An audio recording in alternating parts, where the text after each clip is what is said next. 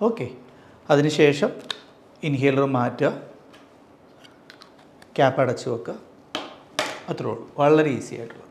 ഓർക്കുക, നമ്മൾ inhaler use ചെയ്തതിന് ശേഷം വാ നല്ലോണം കഴുകണം. വാ കുലുക്കുഴിഞ്ഞ് തുപ്പിക്കഴിഞ്ഞിട്ട് വാ നല്ലോണം കഴുകേണ്ടത് അത്യാവശ്യമാണ്. പിന്നെ ഞാൻ നേരത്തെ പറഞ്ഞ പോലെ ഇൻഹേലർ തെറ്റായിട്ട് എടുക്കുകയാണെങ്കിൽ ആ കേൾക്കുന്ന സൗണ്ട് ഉണ്ടല്ലോ, അത് ഞാൻ കാണിച്ചു തരാം. അപ്പോൾ നമ്മൾ ഇൻഹേലർ ഷേക്ക് ചെയ്തു. ഞാനിപ്പം വളരെ സ്പീഡിൽ എടുക്കുകയാണെങ്കിൽ, അതായത് തെറ്റായ രീതിയിൽ എടുക്കുമ്പോൾ കേൾക്കുന്ന സൗണ്ട് നമുക്ക് നോക്കാം. കണ്ടോ, ആ സൗണ്ട് വരാൻ പാടില്ല. നമ്മൾ നോർമൽ സ്പീഡിൽ എടുക്കുകയാണെങ്കിൽ, കറക്റ്റായ രീതിയിൽ എടുക്കുകയാണെങ്കിൽ ആ സൗണ്ട് വരത്തില്ല. ആ സൗണ്ട് വരുന്നതിൻ്റെ അർത്ഥം നമ്മൾ വലിക്കുന്ന സ്പീഡൊന്ന് കുറയ്ക്കണമെന്ന്.